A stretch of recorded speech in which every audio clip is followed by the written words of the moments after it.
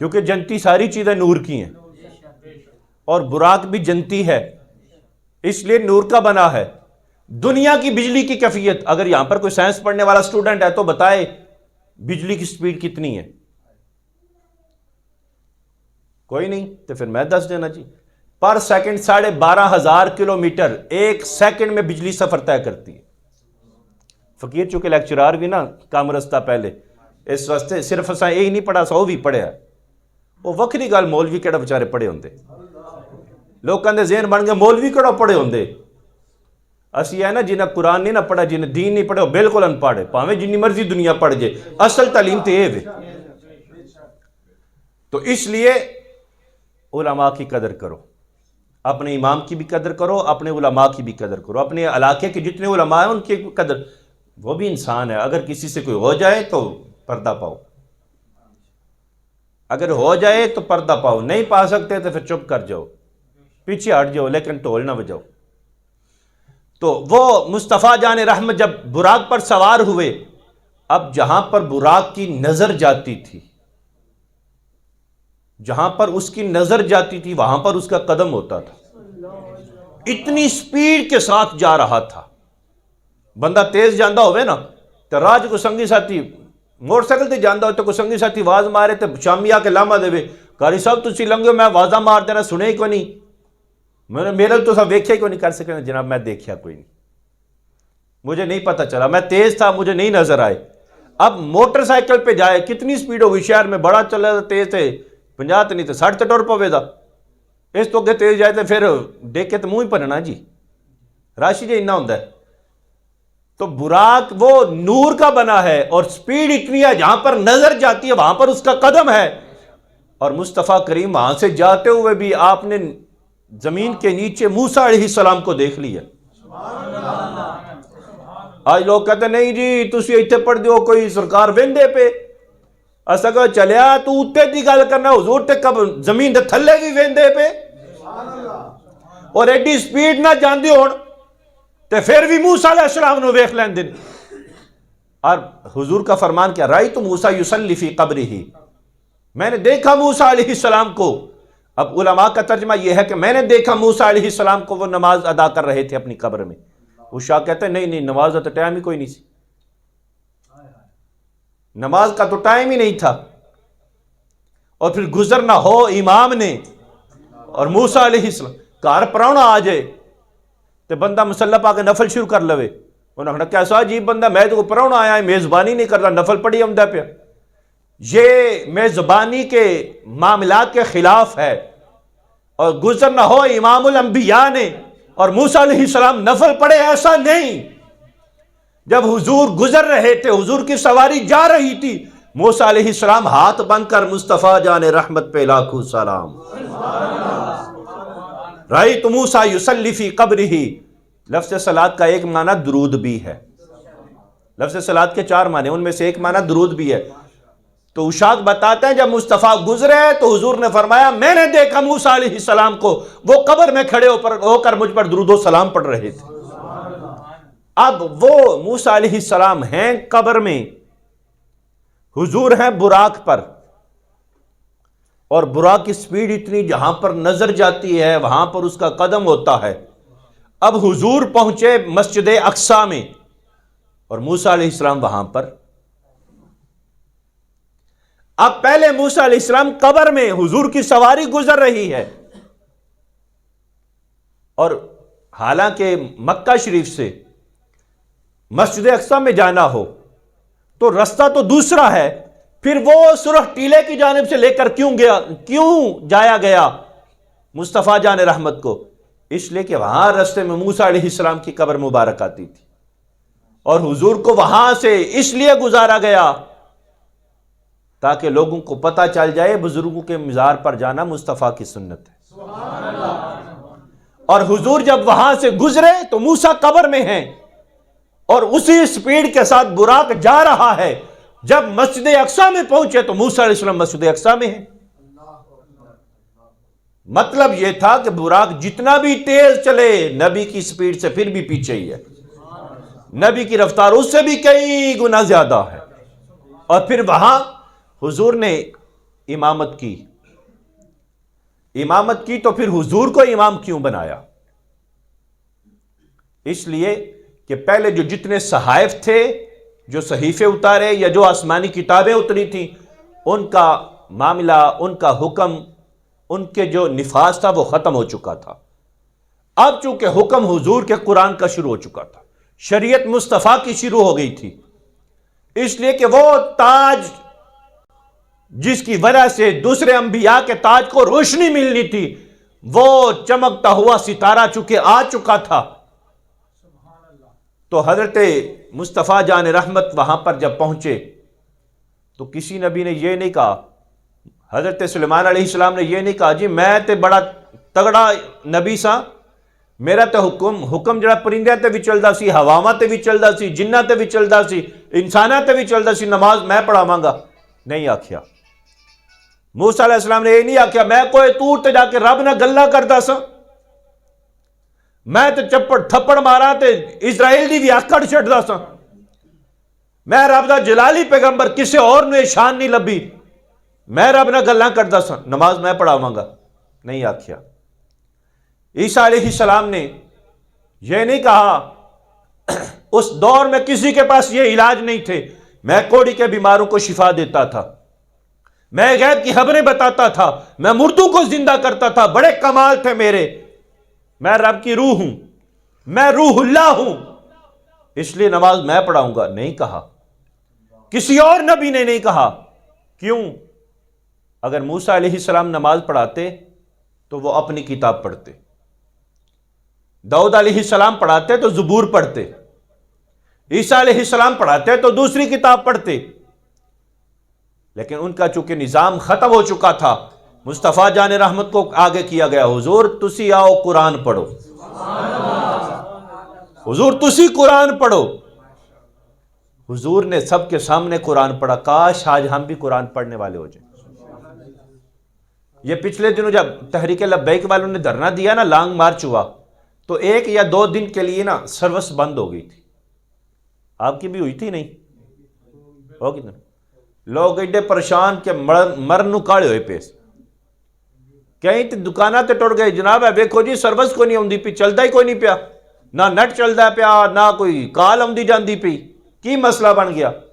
لوگوں کا جینا مشکل ہو گیا، زندگی گزارنے، وہ ٹائم گزارنا مشکل ہو گیا، سارے نظام درم برم ہو گئے لوگوں کے۔ صرف 1 یا 2 دن سروس بند ہوئی۔ یار پچھلے سال سے ہمارے گھر میں بند قرآن پڑھا، کبھی ہماری طبیعت بے چین نہیں ہوئی۔ وہ کس نے کھولنا ہے؟ اس کو کس نے چیک کرنا ہے؟ اس کو کس نے پڑھنا ہے؟ مولا علی سے کسی نے پوچھا تھا، یا امیر المومنین کلے بیٹھے ہو؟ فرمایا تینوں کنے آکھیا میں کلا بیٹھا، جدو میرا دل کردا ہے میں اپنے رب نہ گلاں کرا میں نماز پڑھنا، جدو میرا دل کردا ہے میں رب دیاں سنا میں قرآن پڑھنا۔ 2 دن سروس بند ہوئی، نیٹ نہیں چل رہا، کال نہیں ہو رہی، لوگ بے چین ہیں۔ سال گزر گیا، پچھلے رمضان قرآن پڑھا تھا، قرآن کھول کے، پتہ نہیں وہ بھی کسی کو نصیب ہوا تھا کہ نہیں۔ سال بیت گیا تو کوئی فرق ہی نہیں آیا، کبھی سوچ بھی نہیں آئی یار سال ہو گیا قرآن ہی نہیں پڑھا۔ یہ ایک درد تھا جو میں نے آپ کو دے دیا۔ آگے چلتے ہیں۔ تو مصطفیٰ کریم نے قرآن کی تلاوت کی اور پھر وہاں انبیاء سے ملاقاتیں ہوئیں، پھر حضور براق پر سوار ہوئے، حضور پھر سپیڈ کے ساتھ جب پہلے عرش پر پہنچے تو نبی وہاں پر بھی، دوسرے پر پہنچے تو نبی وہاں پر بھی، تیسرے پر نبی، چوتھے پر نبی، وہی جو مسجد اقصیٰ میں بھی تھے وہ حضور سے پہلے ادھر بھی پہنچ گئے۔ کیوں؟ حالانکہ وہ غلام ہیں، یہ امام ہیں، وہ مقتدی ہیں، یہ امام ہیں، یہ آقا ہیں، وہ غلام ہیں، تو پھر وہ پہلے کیوں؟